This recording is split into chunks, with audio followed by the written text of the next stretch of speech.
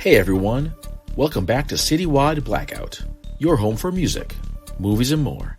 I'm your host, Max Bowen. Now, Boston's Lisa Bello is well known among the city's rap artists, but that wasn't always the case. In this episode, she talks about how she got her start and the many collaborations she's formed over the years. We look at her two newest releases, Overnight Shift and her self-titled album. Both have unique sounds, and we look at the stories behind them, as well as the many folks she's worked with.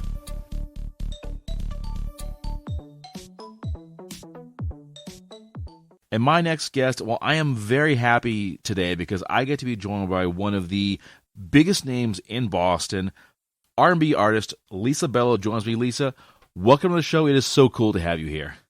I'm so excited, and that intro was awesome. Oh, thank you very much. Thank you very much. Well, there is so much ground to cover here because you have been doing so much over the past year. I want to open by talking about your recently released EP, Overnight Shift. At the time of this recording, it's been out for about a week and a half. I am totally loving it. I want to ask, though, for this one, you worked with June Jissle, and I think that the chemistry between the two of you was phenomenal, but how did you two know each other? And why did you want to work together? So this is so exciting because this is the first interview I've done after the album. I met him on TikTok. I've never met him in real life. So his inbox was so flooded. He's going to tell everyone we spoke through TikTok because that's the story he's sticking to, but we didn't. I couldn't get a hold of him. So I went to Twitter. I saw that he had 100,000 less followers on there. And I hit him up and was just like, dude, I love your little duets on TikTok. And I just wanted, much respect. And he's like, do you want to do an EP? And I'm like, oh, nice to meet you. Sure. If we can do that via, Zoom and FaceTime, whatever, I'm down. And so the magic started from there. We did it in a month. We did it in middle of February to middle of March. And we were done all through email and text. Wow. It's so cool. I'm hearing more and more these days about collabs happening through like Instagram, through TikTok, through like Twitter, back and forth. So it's so cool that you were able to connect with this guy that you had respect for, and were to also work with him too. I know. You know what the thing is the follow through. Like I think people don't realize how long I've been in the industry, so I just think everybody's bullshitting me. So I was down to have the conversation with him, but I'm also like, this probably is going to go nowhere. And he sent me 10 beats the same day. Yeah, he said, pick ready for this. Jeez. He was ready. And his response was the same. He said, I didn't expect much because I send beats out and there's no follow through. So I'm so excited by the response, the feedback that like, I want to do this with him again. So the chemistry, like you said, I feel like it's there. We haven't even spoken on the phone. I don't even know his personality face to face on Zoom or anything. It's just all been text and voice memos. So we could hear each other's voice, but that's it. That 2021 business in the here and now, it's all through like text messages and like Instagram posts. That's it. That's the new wave, and I have to live with it, and so I'm soaking it in, even though it aggravates me sometimes. I'm doing it. Now, you mentioned that you've been in this field for a while. How was it back when you started? If you wanted to like collab with someone, how did you connect with them?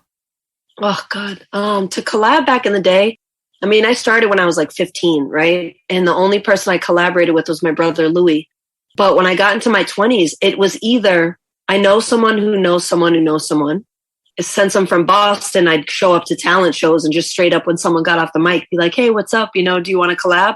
Out of state collaborations were not unheard of, but like unless you traveled there, I feel like you couldn't do it. This kid June lives in Miami. Little me could never imagine working with someone that lives in, and recording separate parts. So yeah, I think it was easier in the sense of people were out more. So social media wasn't there. It forced us to talk hand over hand, but it was harder to collab with people that were beyond, 20 miles from your house. Oh yeah, definitely. And I got to say, I would never have the guts to approach someone at random and say, hey, would you like to work together? I could never do that. I'd be like, hello, my name is Max. Can we work together, please?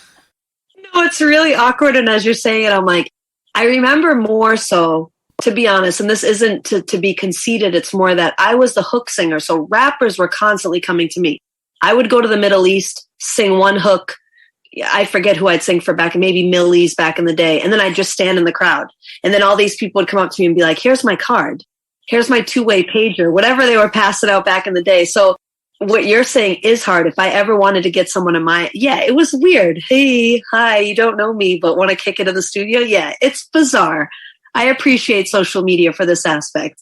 I can't lie. Yeah, I gotta say, it makes things easier for me too, because if I want to interview someone, I would not really have the guts to approach them and say, hey, can we talk? Especially if it's someone who is kind of a big name, I would prefer to email them. Yeah, I think it's more professional too. Like, it's hard for me after a gig. I'm an introverted extrovert. So when I sing, I'm this loud personality, but then I want to go home. Like immediately. And I don't want people to perceive me as rude, but I like to like sneak out the back door and Irish exit. So when there are people that from media, especially when I was in New York, I remember getting a lot. I appreciated the emails because it's the next day. I can like soak it in. You know what I mean? And I think you've already seen me a bit. And you don't want to see my after show personality. I'm so tired. I just want my bed. That's real. Sorry. Hey, I am the same way. I love going to shows. I love like meeting folks and connecting and such. But once it's over, it's like, okay, I'm out of here. I'm not the kind of person who can be up till like 6 a.m. partying. It's like, I know. That's like, we're done. Okay, see you later. Cut. My old personality is gone. I also don't drink. I've never drank in my life. So when people want to go and like have a sip, I'm like, I don't mind that. I'm not like think that they're, jerks for it, but it's just more, it's not my bag. So get me out of there. I want to watch cartoons. Me too. That's really cool. When it comes to working with folks, though, what do you look for? What should people be kind of aware of if they're listening to this and say, hey, I want to contact her about doing an album together? So I'm huge on people being genuine. And I hate this word, but it just describes it. It's like vibes, like good vibes.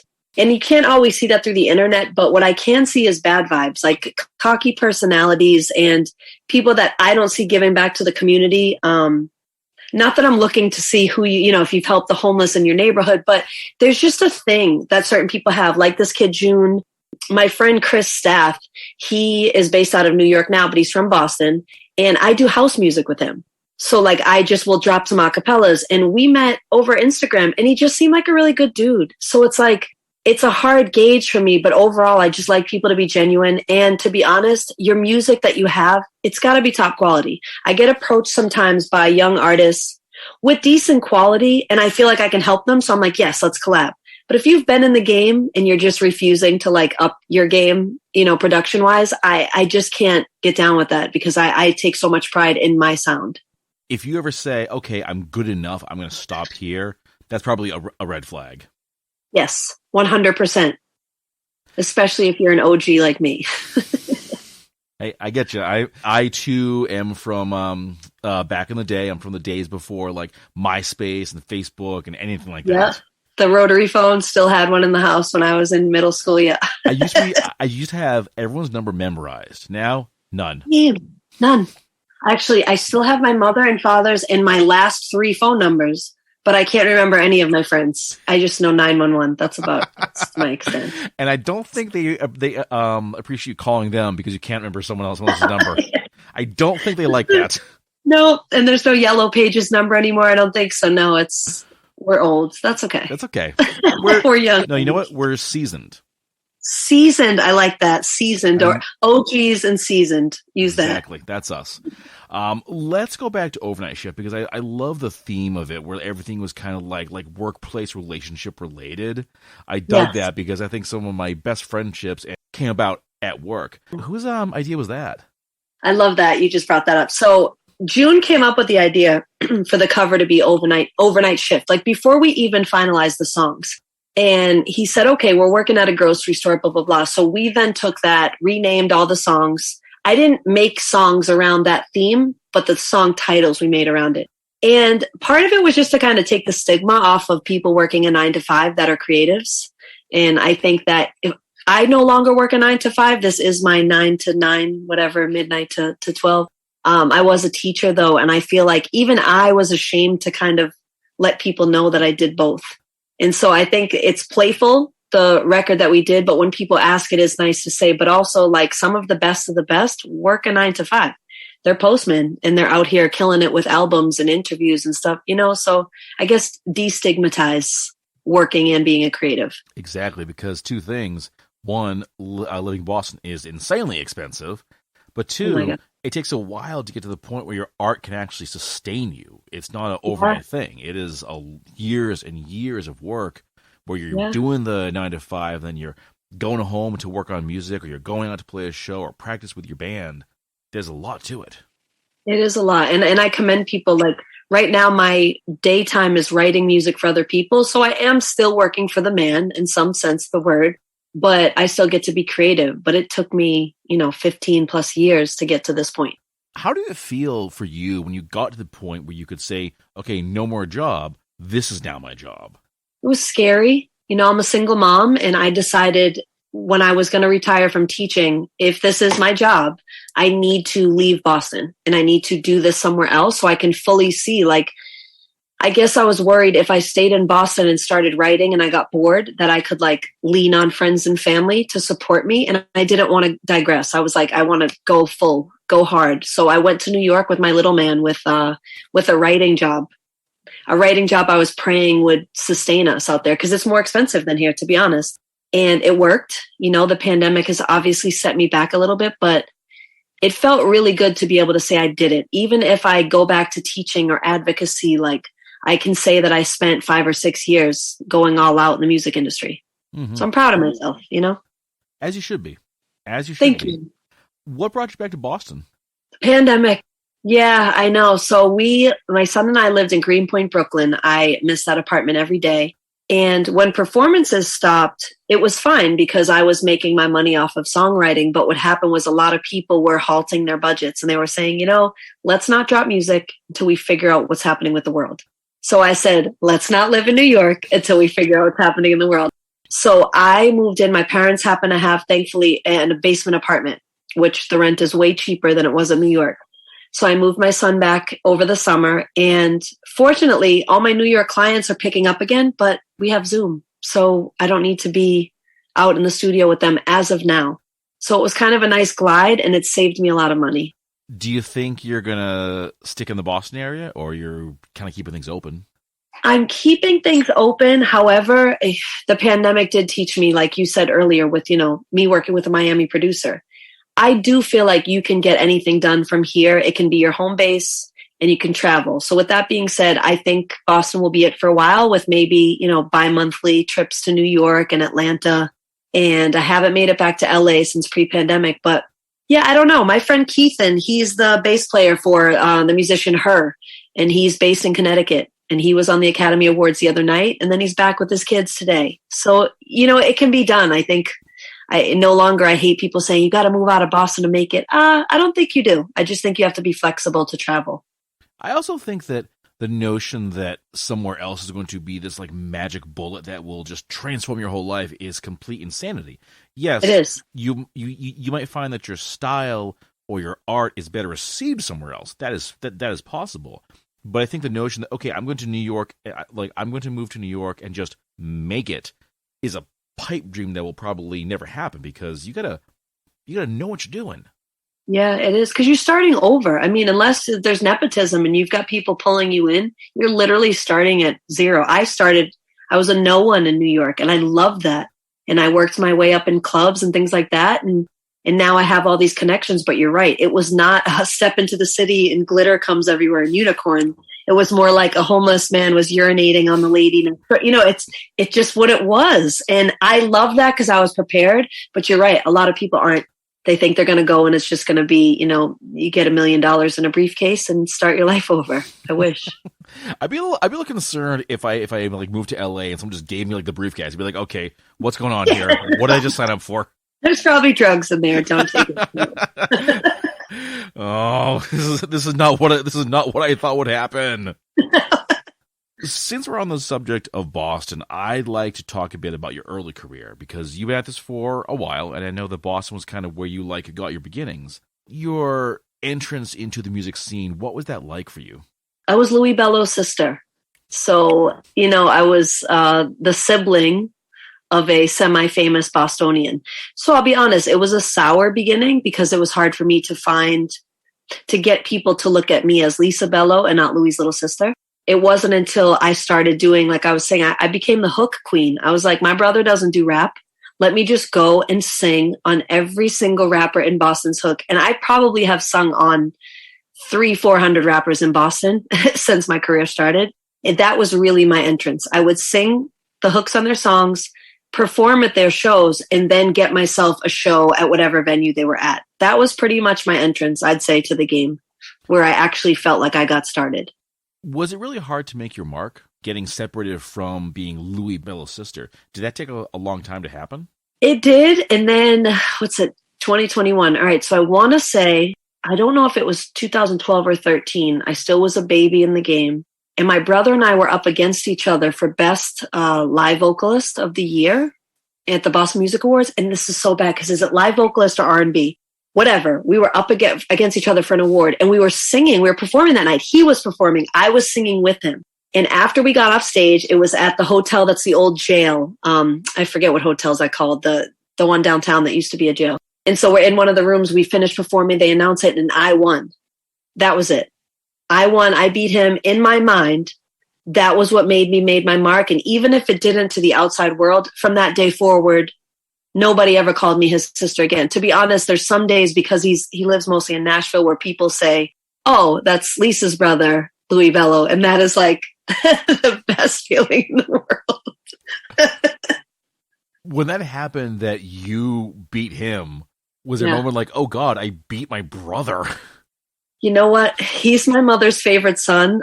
She only has one, and she cried, and I knew she cried because she felt bad. So yes, in that moment, I looked over at my dad, and he was like so excited, and I looked at my mom, and she was like devastated, this look on her face. And I was like, oh damn, not only did I beat 3 other incredible artists in the city, I beat my brother, and that's going to be a little bit of that's going to sting a little bit, so I did feel bad a little bit, but then all my friends were there, and I felt like he had his time, and he's still getting his time. But at that moment, I was just in the shadows, and that was my breakout, thankfully. Yeah. And I think you have to do that, even if it means, the temporary awkwardness of like, so, bro, how's it going?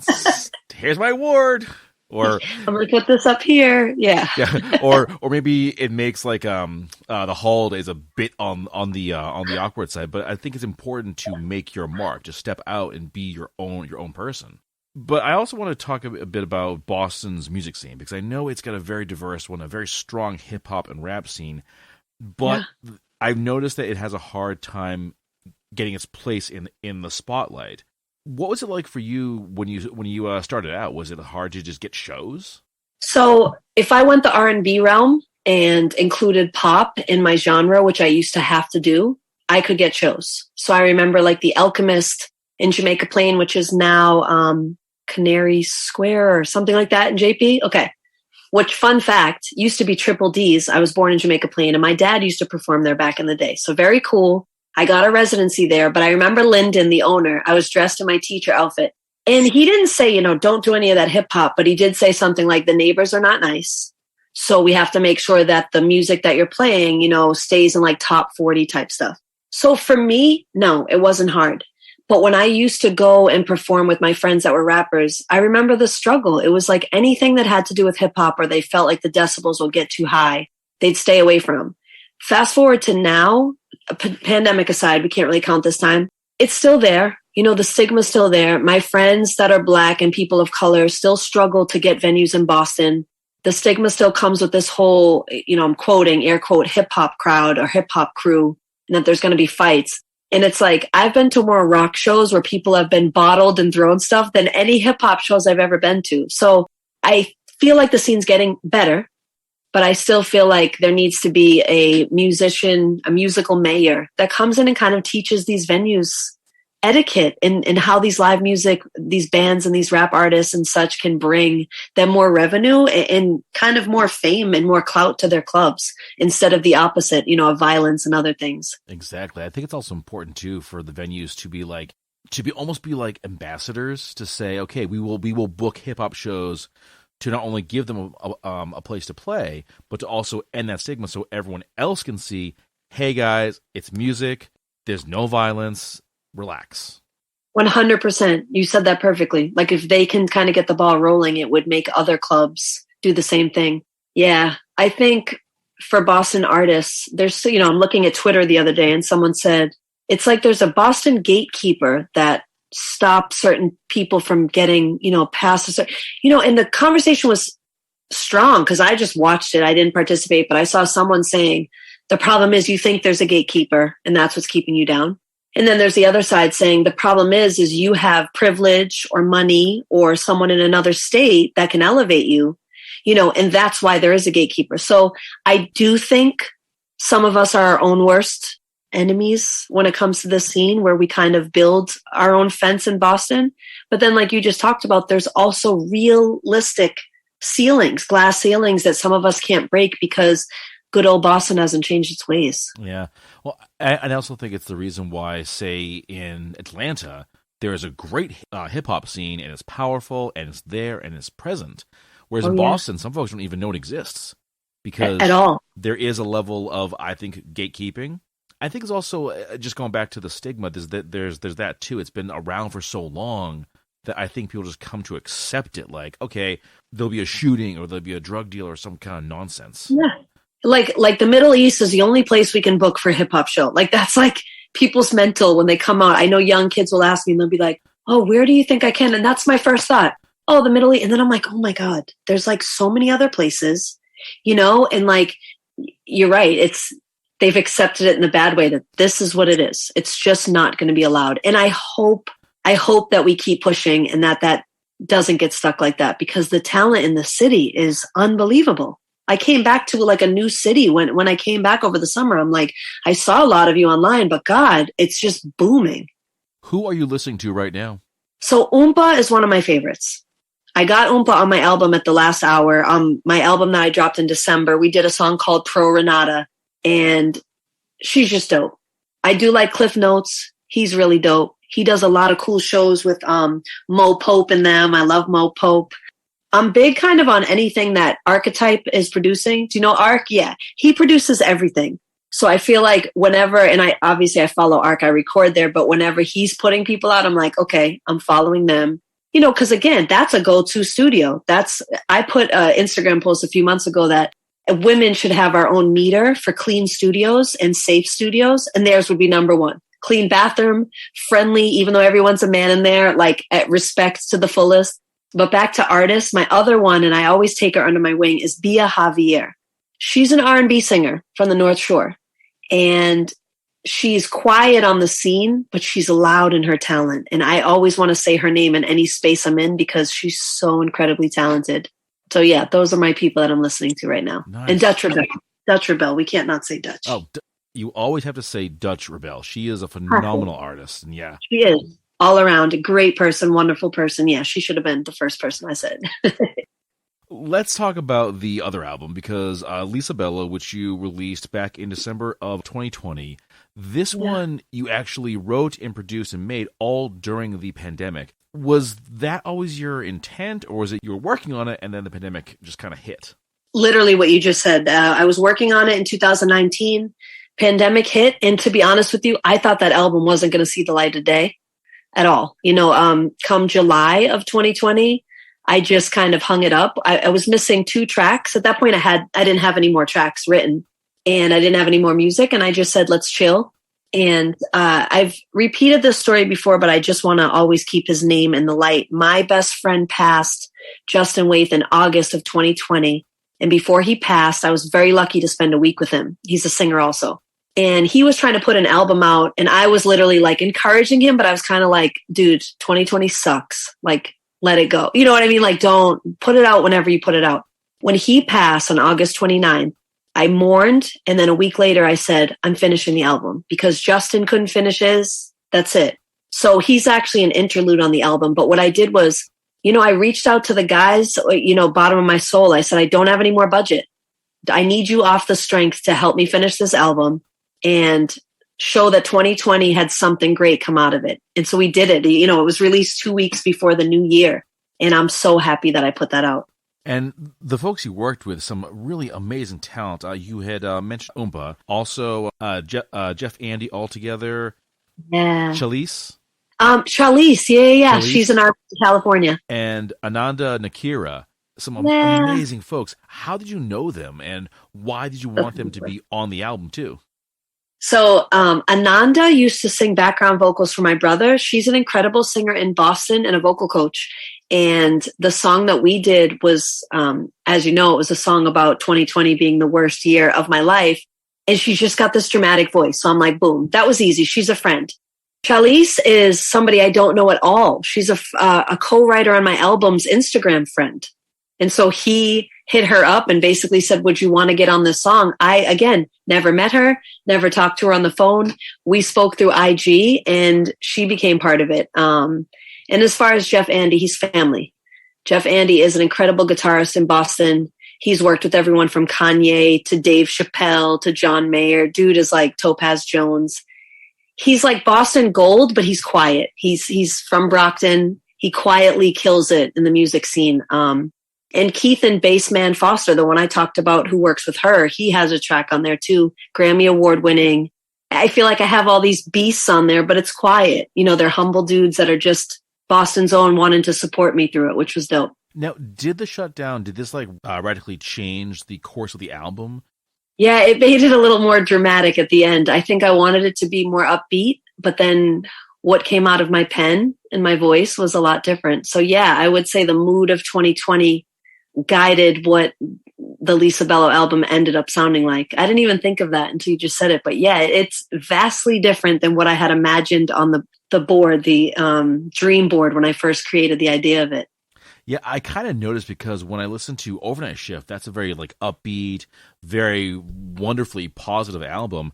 And Lisa Bello is not depressing at all. It really isn't, but it's a very different tone. It's very powerful. It just kind of reflects the crap show that the last year has been. Yeah. It feels like it. I'm glad you said it. It is. It's not super depressing, but it's deep. Whereas this album is like, there's not much to think about. It's like a cool, sometimes when I listen to the Overnight Shift, I think I'm driving in like a drop top in like the 80s. I don't know. You know, it just gives me a cool, like you said, positive vibe. And it's not forced. It's how I feel right now in the times. I feel like it's still kind of 2020 part 2, but I'm making the best of it. I think Overnight Shift is a very Boston album because, like we said earlier, musicians, you know, they have like the 9-to-5s, and they go home and they do their music. That to me really sums up a lot of the artist spirit because there's that struggle, there's that work, but a lot of them just like love their jobs too. Like their 9-to-5 isn't just what they used to pay the bills; they have fun doing it. They appreciate. No, you're right. I have a lot of friends that are teachers that are really great artists. My drummer, Jordan, he's an incredible drummer and he teaches the kids all day and he loves it. And I like to have that energy when he gets to the studio. He's not like depressed about it. He's like telling me about what each kid did and how it kind of drives him to work harder. So you're right. It is a very Boston themed album.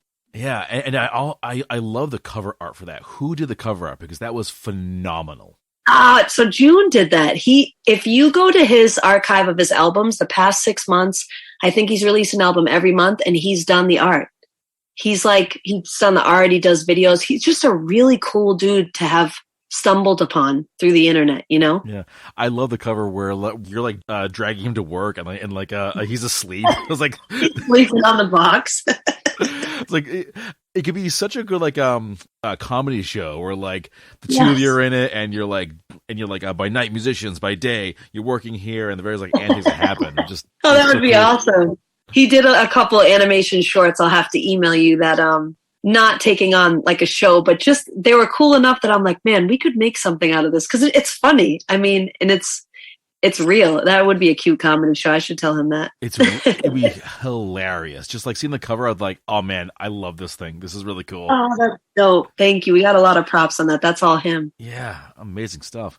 Going back to Lisa Bello, the album, Can It Be Over, I think was the one that stuck with me the most because I think we're all saying that now. We're all saying, can this please be done? Can we please go back to normal? Can we please have shows again? My question to you, though, is what about the last year was hardest for you? I think 2 of the hardest things. I mean, I spoke about losing my friend. I think that was, the hardest. But not being on stage, like I said, I'm an introverted extrovert, okay? But I get my happiness from performing. There's plenty of artists I know that are studio musicians and they put out albums and they would be happy to never perform again. I, in 2019, did about 200 and something shows. Yeah, I was working every night and sometimes 2 shows on a Saturday and 2 shows on a Sunday. And when that shut down, I didn't realize how attached I was to the microphone. And I think that, I don't know depression in the clinical sense, but I know that last year I definitely went through depression and I didn't know what it was from. And I finally was able to, I believe in therapy 1,000%. I was finally able to work with my therapist that being on the stage and engaging with people without being in their face, because I'm not a person that likes to go to parties, but I do like to exchange energies on stage, is something that like keeps me alive. And still, I still haven't performed. Goodness, I haven't performed in a year ultimately. But my first show was in 2 weeks. So I can't wait to get those endorphins. Oh my God. I'm so excited. That is so cool. I saw the post. I think it was for a couple shows early this month, one at Fenway Park, and then a private event. So how does it feel to finally get this back after a year of just nothing? So I'll drop the sad bomb was the private event I had to cancel because I did get COVID. Oh my God, I'm so sorry. Yeah, so I am 3 weeks out from my diet. Got COVID on my birthday and I'm 3 weeks in recovery. So yeah, that show I had to cancel. Then I had to cancel like on the low because there's a stigma with COVID. I'm like, even though I'm on Instagram, some of you think you've hung out with me. So, then you think you have it. But I sang the day before, which is where I think I got it, Fenway Park. Thanks a lot, Red Sox. But when I got to Fenway, I was so scared. I was like, I'm going to get on a mic. I haven't sang on a mic. I wasn't even doing, Zoom shows for like 3-4 months. And there's no sound check. There's no warm up. You just go out and he says, okay, once they announce the batters, start singing. I'm like, what if I don't remember the words? Oh, no doubt. That was probably one of the scariest moments. I've performed for hundreds of thousands of people. This was only 5,000 people and I was freaking out, but I did it. So now it's done, out the way. And I look forward to this show on May 8th. I'm going to be in Providence in the street. It's going to be outdoors, so very safe. And I get to pick my band and I just can't wait. I'm like smiling right now ear to ear because I'm so excited to just exchange energy again with people live. I've seen that with some other artists where they're announcing, hey guys, we have a show happening, in May or June. And there's such intensity. They're like so happy, like breaking your leg on the shelf for like 6 months and you're finally taking the cast off and you can run again. Literally. I don't want to digress too much, but I had foot surgery 2 weeks before I dropped my self-titled album in December. So I just got to walking again in March. So I went from foot surgery to COVID. So at this point in my life, everything I'm doing is like, I am so thankful to be walking, to be breathing. Like, so when you talk about their intensity, I feel that times a million. Because if people truly knew what the past 6 months were for me, then they'd understand that, yeah, I feel all of them. I want to go to every live show of all my friends, just to support. We earned this. Absolutely. I imagine back when this whole thing started, I think a lot of us were thinking, okay, 2 weeks or a month and everything will be done. And then the reality hits that, oh no, this is a long-term deal. What was that like for you and for other artists when it hit that, yeah, this is a year we're going to be dealing with this? It was not only scary, but it was one of those things where I think the initial depression for me didn't set in because I was trying to help everyone else out. So my brother and I put on a little concert, like a COVID concert via Zoom. We raised money for artists thinking this will get them through the next 3 weeks. And then, like you said, those 3 weeks turned into months. So it was cool doing the Instagram shows. I actually was okay with that first couple months and I was making tips. It was like a very cool exchange. Reality set in probably in June or July that it was like super real that we weren't getting back to it. So it was scary. I probably was one of the only ones of my friends that didn't give up and say, I got to go do a regular job, quote unquote, because I knew that they're going to need us and the demand will be higher once it returns. And here we are. And it is. All of my players are booked. The weddings that they couldn't do last summer, people are getting married on a Tuesday, on a Sunday, like, people want the live music. I think we were underappreciated, to be honest. And I think now some people are remembering how much they really do appreciate having live musicians. Yeah, I'm definitely hoping that there's a feeling of appreciating what you have and not taking it for granted, because I know how much artists struggle to get like a full house so they can make money and so that everyone can like get paid. And I kind of hope that people realize, hey guys, you came so close to losing all of it. Let's appreciate it. There's always going to be some people that don't get it, but you're right. I think more people understand that we got them through the pandemic. I really think we did across the country and beyond. I think music in general, like, I don't know about you, but that's, I shower to music, clean to music. Like, that's just, it's in my life, and my friends are the same. And I remember I sang happy birthday to a friend's mother over the internet. It was like a Zoom thing. And I sang it. My guitarist was with me. And I just remember the mom crying. And I knew she was thankful, but it was one of those moments where she's like, I just miss that. And she goes, I haven't been out in years to see live music. And I'm like, well, are you going to go, once it opens up? She said, oh my God, every opportunity. So you're right. I think some people did take it for granted. And now they're going to be out in the street supporting us. I just hope that stays through. It's a lesson that I sincerely pray will stick around, because once things go back to totally normal, there's that feeling of going back into the old rut, back into the routines, forgetting everything you learned. Because, hey, we've got it all back. It'll be here forever. Yeah. But we thought that. We thought, hey, this will be here forever. And then, boom, it's gone. No, it's, I know. As a teacher, I'm thinking, like I used to teach the same lessons over and over again, and then they'd forget them after taking it all in. So, I hope. I mean, I don't know. I think that people will be reminded. When I did, not the Fenway Park, I did a show in August. I remember outdoors. It was like one show. And I just remember this one woman like sat next to the speaker, and she kept touching the speaker just to feel the vibration. And she wasn't a woman that was hard of hearing, but she just kept touching it because she's like, I don't care how loud this gets. I want it to blast my eardrums. Like, I just want this to be every day of my life. And I say that to say, again, there will be some people, like you say, that will go right back into the ruts, going to the same spots, not seeing live music. But there's going to be new cats out here that are like, I missed out on years of live music, and I don't want to miss out again. I should make a commercial for that. I'll be down with that. Just don't put your ear to the speaker, folks, okay? That's not a good idea. That was a little awkward, but I mean, good for her, She was having fun. She was a little tipsy, too. We didn't add that part in. Yeah, I think when I saw that, I'd be like, oh, God, get away. Yeah, unplug. I don't want to get sued. Thank you very much. Eardrums take a while to heal, folks, okay? Yeah. Protect your ears. Do you think it's going to be hard for you to get back into the routine, though, of doing shows a lot? Going from, 60 to 0 to 60 again? I do. I think stamina. I'm actually working with my vocal coach now on stamina. I mean, partly because I got pneumonia when I had COVID, so my lungs are different. But in general, I've been sitting on my ass for a long time, So I think it's going to be hard. In May, starting the 8th, I have a gig every weekend until July. So I need to figure out a way to get the stamina back that I used to have. So it's going to be hard, but it will be doable. What worked for you in the past, especially because you mentioned you had done 200 shows in 1 year? To be honest, I don't work out like a fitness instructor does. I literally just worked out for lungs. So I don't run. I hate running. Bless anybody who can run outside for fun. That is like, good for you. I can't. I run like 2 feet and I'm bored. So doing the bike and doing the treadmill, walking, let me just let everyone know, walking incline, I cannot for the life of me run. Those things are just direct things that help my lungs. And that's it.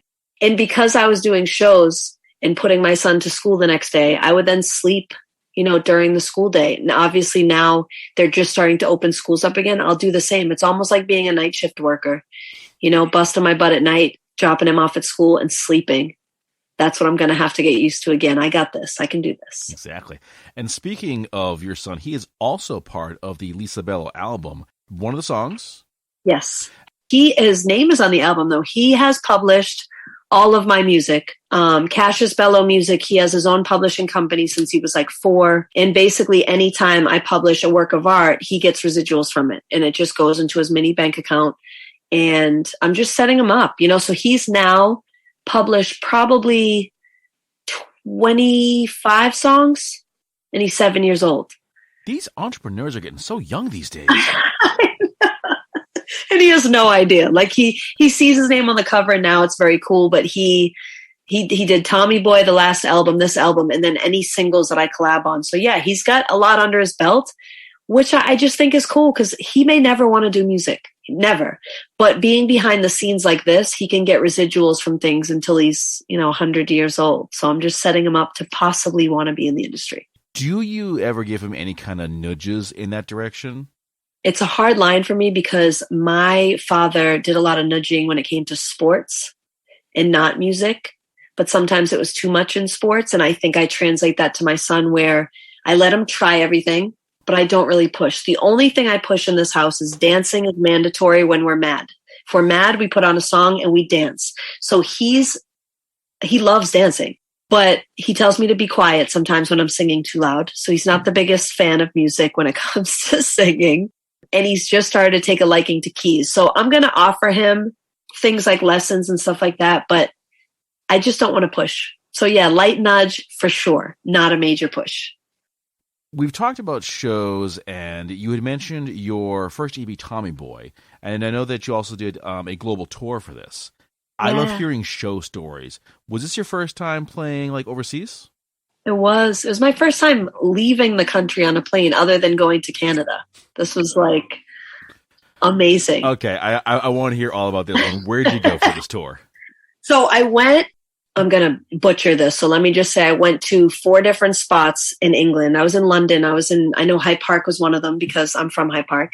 And then I went to Milan. But in Milan, it was mostly just studio work and just kind of meeting people that had been Italian fans because I am Italian. So it was like one of those things where they wanted me to come. But in England, England is like New York, but cleaner. It literally, everyone just looks mad. No disrespect to one of my besties, Chloe, who lives in London, but like everyone just looks mad. My accent was laughed at. And I don't feel like I have a pretty neutral accent just from taking radio, lessons in college and stuff.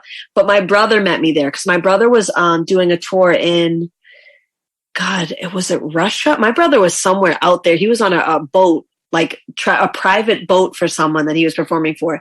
And he came over and his Boston accent is unbelievable. So like any store we would go into, people had no idea what we were talking about. And I'm like, I feel like our accents being in New England should be pretty, transferable in London. They're not at all. I was a little bit of a freak show being fully covered in tattoos. And it wasn't in every section of London, but it was a good amount of people that hadn't seen someone as heavily tattooed as me. And I honestly didn't see that many tattooed people.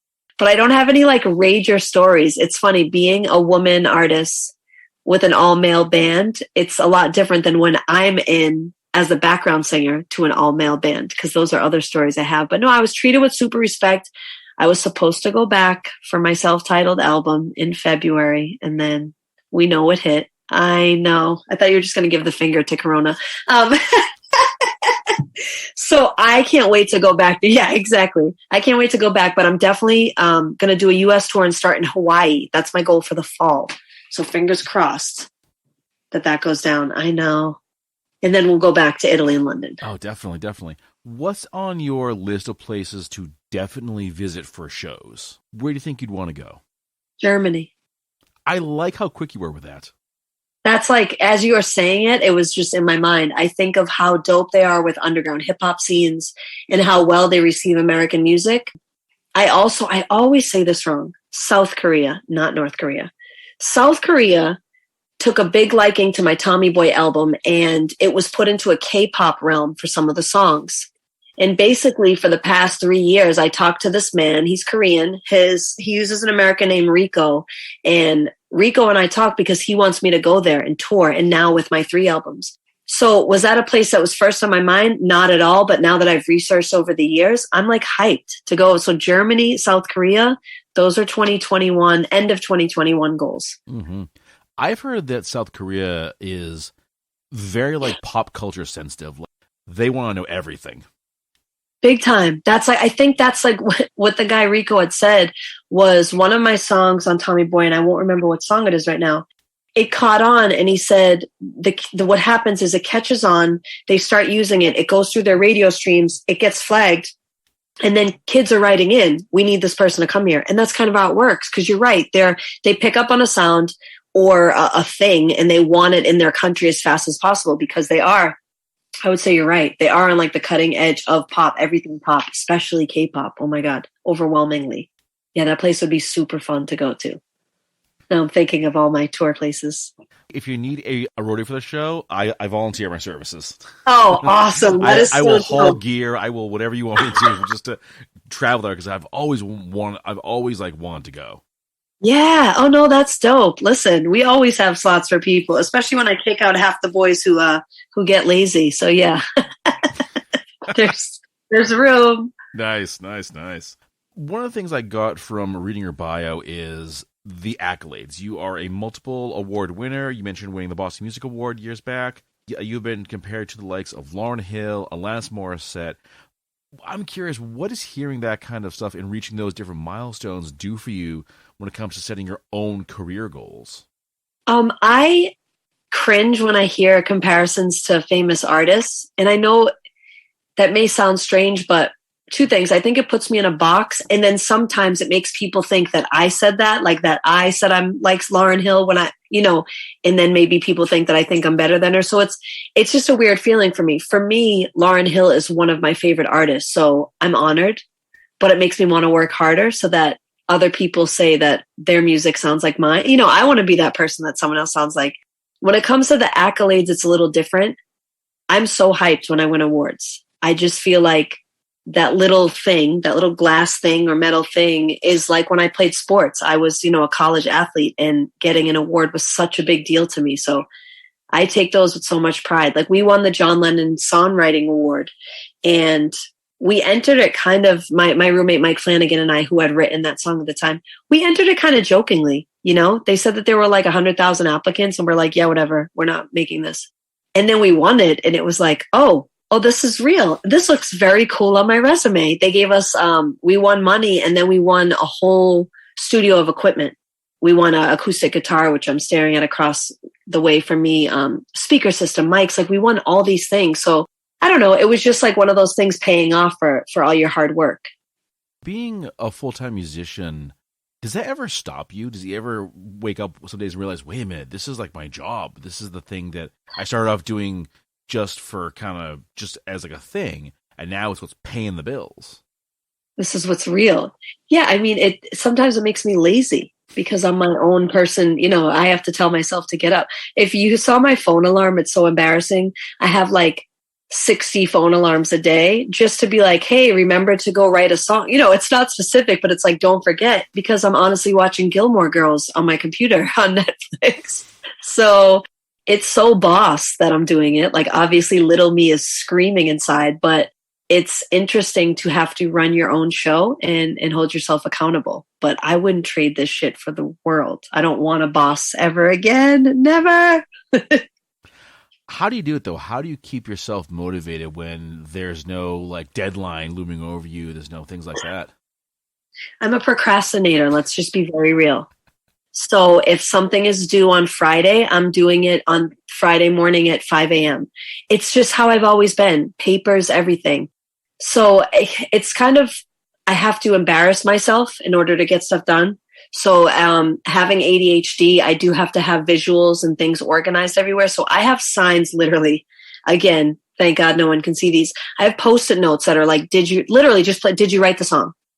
Like, how many times have you checked your phone today? Like, what, just holding myself accountable. I don't think that it's for everyone. Sometimes people want to be full-time musicians that aren't motivated, and it's hard. And this industry will drag you down because they might tell me a song is due in 3 weeks. But in my mind, I'm like, dude's going to call me Monday and ask me where the draft is. So you just have to be prepared, Mm-hmm.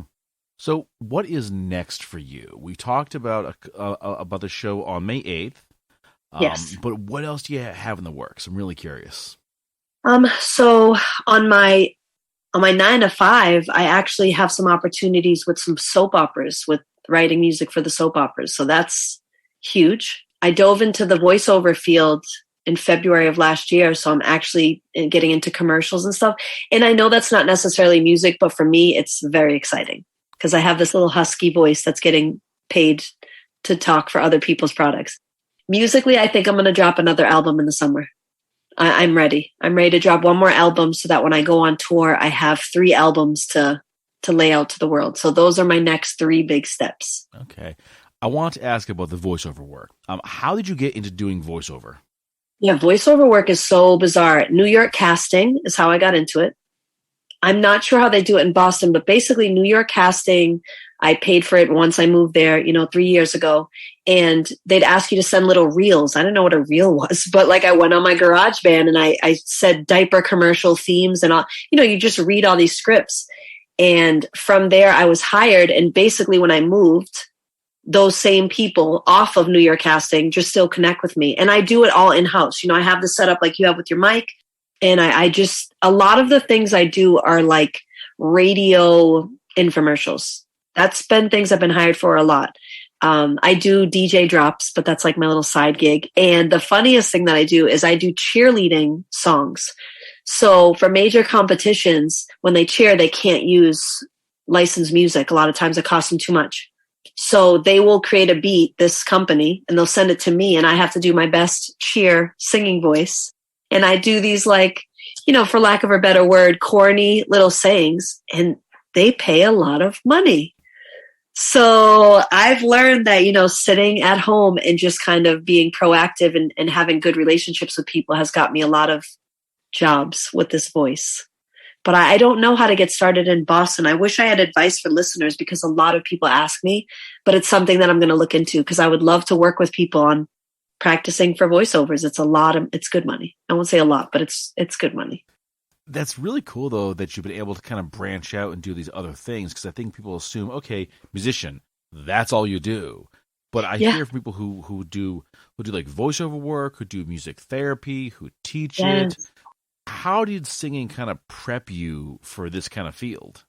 I think, to be honest, I think singing and teaching prepped me for that. I think performing in general, as a teacher, I always felt like I was on stage, and as a performer, I am always on stage.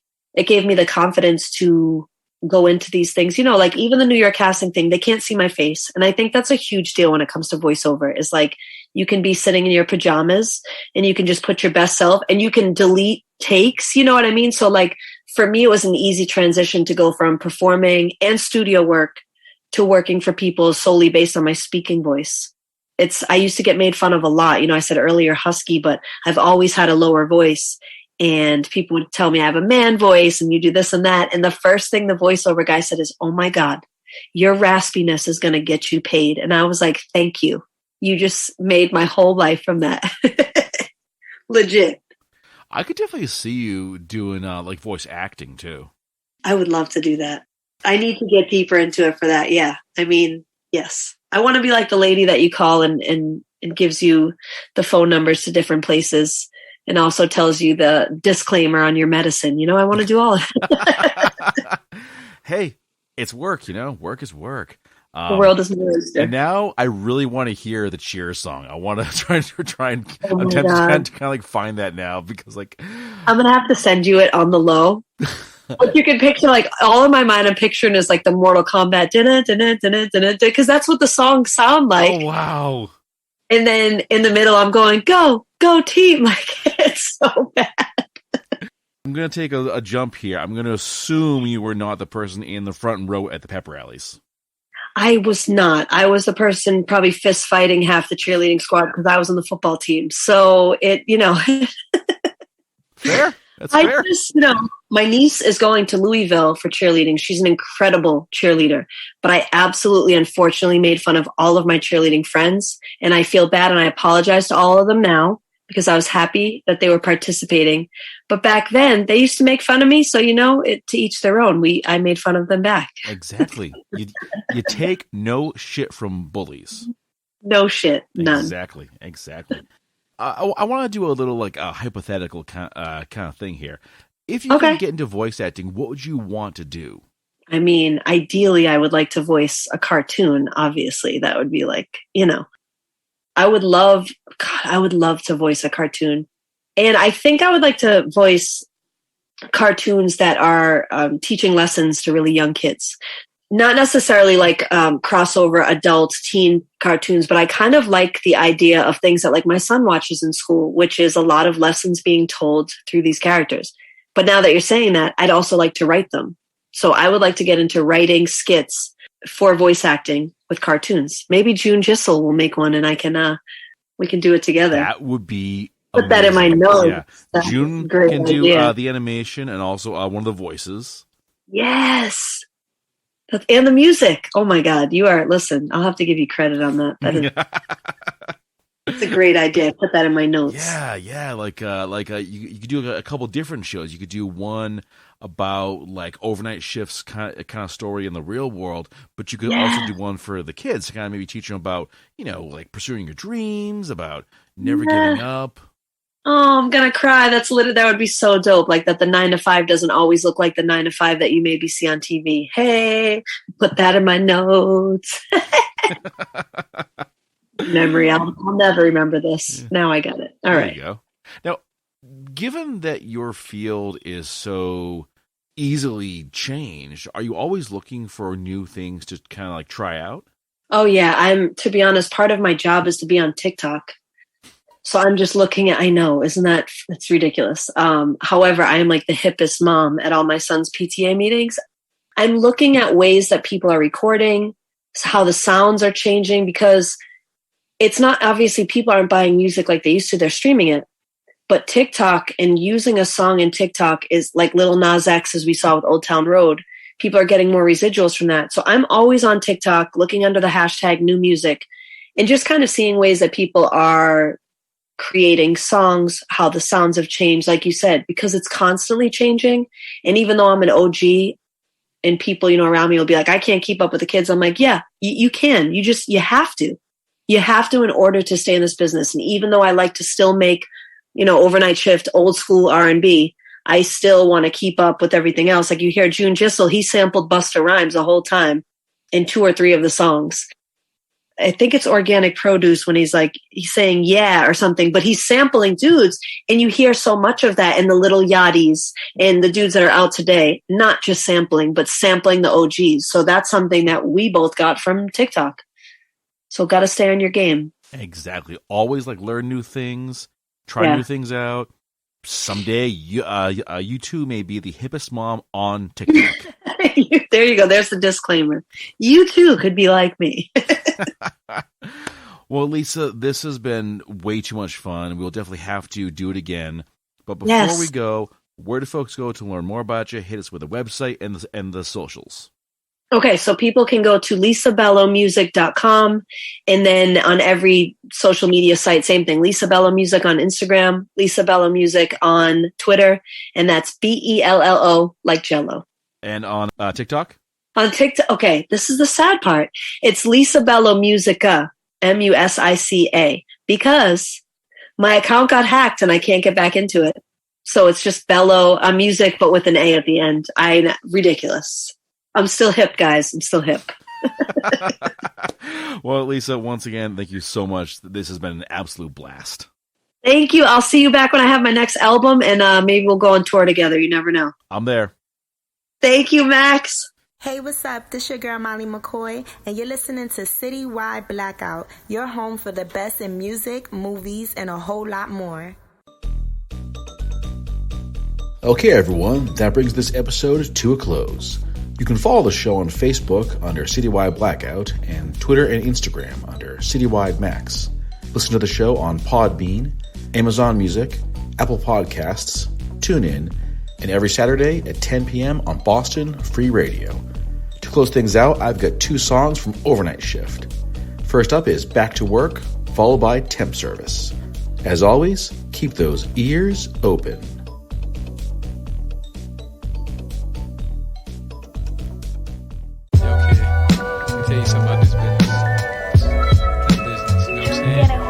Saying if your shit ain't phenomenal, you ain't in there, you know what I'm saying? You just must be fat. Are you trying to write a song with me? 'Cause I don't have all the words. Do you wanna write a song with me? Maybe you could get the words. Ooh, I'm feeling what I heard. Ooh, you know how I write, you know what I like. That flow got me high. Ooh.